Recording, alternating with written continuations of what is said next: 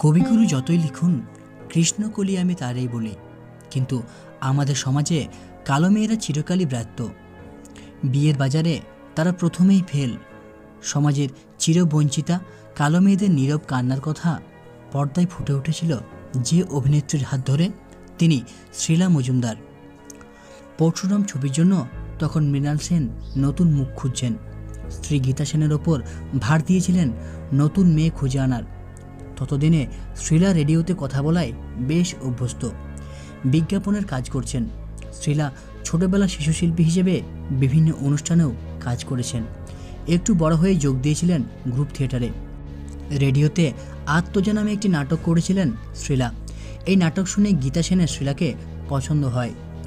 জগন্নাথ বসু তখন all India রেডিওর নাটকের প্রযোজক। আত্মজা তারই পরিচালনা। মৃণাল সেন সরাসরি তাকে ফোন করেন এবং পুরো নাটকটা শোনেন। তারপর পরশুরাম ছবির জন্য শ্রীলাকে পছন্দ করে ফেলেন। কণ্ঠ শুনেই মৃণাল সেন মানুষ চোখে দেখে ফেলেন তার মানস কন্যাকে। কিন্তু তবুও বাস্তবে শ্রীলা কেমন তা তো দেখতে হবে। পরশুরামের নায়িকার জন্য মৃণাল সেনের দরকার ছিল সহজাত সুন্দর চোখের মেয়ে, যার বয়স কম, ছিপছিপে গড়ন।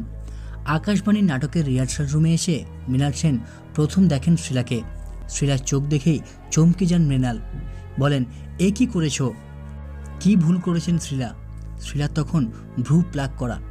মৃণাল সেন বলেছিলেন, আমি ইয়াং ম্যান হলে কিছুতেই তোমার প্রেমে পড়তাম না, কারণ তুমি ভ্রু প্লাক করেছ। যদিও 70 দশকে কয়জন বাঙালি মেয়ে আর ভ্রু প্যাক করাতেন। সিনেমার অভিনেত্রীদের ব্যাপার অবশ্য আলাদা। সবাই ভাবল মৃণাল সেনের ছবি থেকে রিজেক্ট হলেন শ্রীলা, কিন্তু তবুও শ্রীলাকেই পরশুরামের নায়িকা করেন মৃণাল সেন। পরশুরামের মেয়েটি এক ছিন্নমূল মেয়ে। এক প্রবল প্রাকৃতিক দুর্যোগের রাতে আরও অনেক মানুষের সঙ্গে সেও একটা কবরখানায় আশ্রয় নেয়। সেই প্রেক্ষাপট ঘিরে গল্প। আসলে শ্রীলার গায়ের রং কালো। এটাই ছিল তাকে নির্বাচন করার প্রথম কারণ।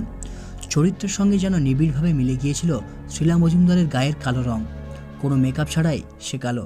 এই কালোই শ্রীলাকে এনে দিল আলোর জগতে মৃণাল ভুবনে।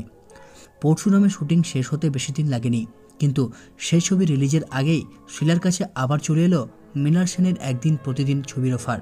তবে এবার আর গল্পের কেন্দ্রবিন্দু চরিত্র নয়, বোনের চরিত্র। শ্রীলার কাছে ততদিনে গডফাদার মৃণাল সেন। শ্রীলার ইচ্ছে ছিল গল্পের নিখোঁজ দিদির চরিত্র করার, কিন্তু মৃণাল সেন চেয়েছিলেন কন্ট্রাস্ট। শ্রীলাকে বলেছিলেন, দিদির চরিত্র তোমায় দেব না, একটা ফর্সা মেয়ে দেখো যদি খোঁজ পাও। শ্রীলা সেদিন অভিমান নিয়ে বলেছিলেন, ওসব মেয়ে ফে আমার কাছে হবে না মৃণালদা। শেষমেশ মৃগয়া ছবির নায়িকা মমতা শঙ্করকেই মৃণাল সেন দিলেন দিদির চরিত্র। যদিও দিদির রোল বলতে গেলে অতিথি শিল্পীর মতো, বোনের রোল শ্রীলারই বেশি। দিদি সারাদিন নিখোঁজ। পুলিশ এসে শ্রীলাকে জিজ্ঞেস করছে। এমন সময় শ্রীলার একটা সংলাপও ছিল, আমার দিদি কিন্তু ফর্সা, আমার মতো কালো নয়। একদিন প্রতিদিন ও পরশুরামের দুটি ছবিতেই তাক লাগিয়ে দেন শ্রীলা। ইন্ডাস্ট্রির নতুন না ভুলতে পারা কালো মেয়ে, যে কালো থেকে ফর্সা হবার কসরত করে না, মেকআপের সবই তুলে নেয় না ফাউন্ডেশনের তুলির স্পর্শ, ঠোঁটে দেয় না লাল লিপস্টিক। তবু সে কালো মেয়েকে ইন্ডাস্ট্রি অস্বীকার করতে পারে না। আকালের সন্ধানে ছবির কথা ভাবুন। বোম্বে সীতা পাতিলের পাশেও এক গ্রাম্য ঢিকে ঝির চরিত্রে শ্রীলা কেমনভাবে ছবির কেন্দ্রবিন্দু হয়ে ওঠেন। মৃণাল সেনের সঙ্গে 6টি ছবি করেছিলেন শ্রীলা। তাই দিয়েই শ্রীলা মজুমদার হয়ে ওঠেন ফিল্ম জগতের আন্তর্জাতিক মুখ। মৃণাল সেন যেন তার বাবা হয়ে গেছিলেন। মৃণাল সেন যখন বার্ধক্যজনিত স্মৃতিভ্রংশে আক্রান্ত, তখনও কিন্তু তিনি মমতা আর শ্রীলা তার একদিন প্রতিদিনের 2 কন্যার কথা ভুলেননি। দুজনে তার ঘরে ঢুকলেই নবদ্বীপর মৃণাল সেন হাত তুলে বলতেন, এখনও বেঁচে আছি। মৃণাল সেনের শোকসভায় এমনই কথা বলেছিলেন সজল নয়না শ্রীলা। তবে শুধু মৃণাল সেন নয়, অন্য পরিচালকদের সঙ্গেও শ্রীলার আরও কিছু ছবি দাগ কেটেছিল সে সময়।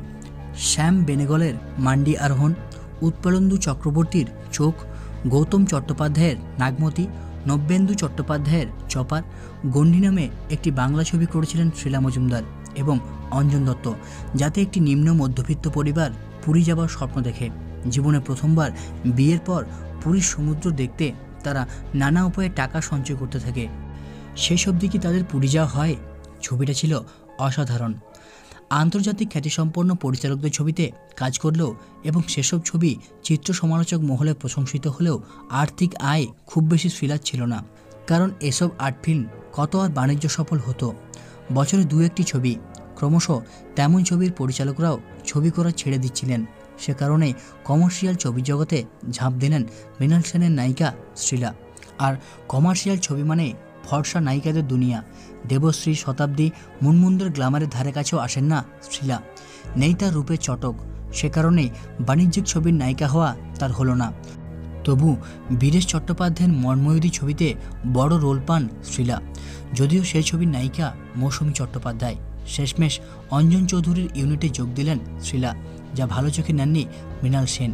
কিন্তু একজন পরিপূর্ণ অভিনেত্রীর কাজই করেছিলেন শ্রীলা। রেডিও, দূরদর্শন, চলচ্চিত্র, পাবলিক থিয়েটার, গ্রুপ থিয়েটার থেকে হালের সিরিয়াল সবেতেই কাজ করেছিলেন শ্রীলা মজুমদার। তবে সব জায়গাতেই তিনি শোষিত নারীর চরিত্রে। শেষ দিকে হালের কিছু ছবিতে অভিজাত রোল করলেও সেসব দাগ কাটেনি দর্শকদের মনে। শোষিত নারীর কথা বলতে বলতে বাস্তবে যেন তিনি ইন্ডাস্ট্রিতে অবহেলিত হয়ে পড়েছিলেন। তাই তো আজীবন সেই কালো বিয়ে না হওয়া মেয়ের চরিত্রেই তিনি কাস্ট হয়ে গেলেন। অবশেষে 27 জানুয়ারি 2024 মাত্র 65 বছর বয়সে প্রয়াত হলেন শ্রীলা মজুমদার। এক যুগের অবসান। সর্বোপরি কালো মেয়েদের যন্ত্রণা যেন বুকে করে বিদায় নিলেন শ্রীলা। আজ আর তার কোনো বঞ্চনার অভিমান নেই, শোক নেই, রোগ নেই, দুঃখ নেই, শুধুই মুক্তি।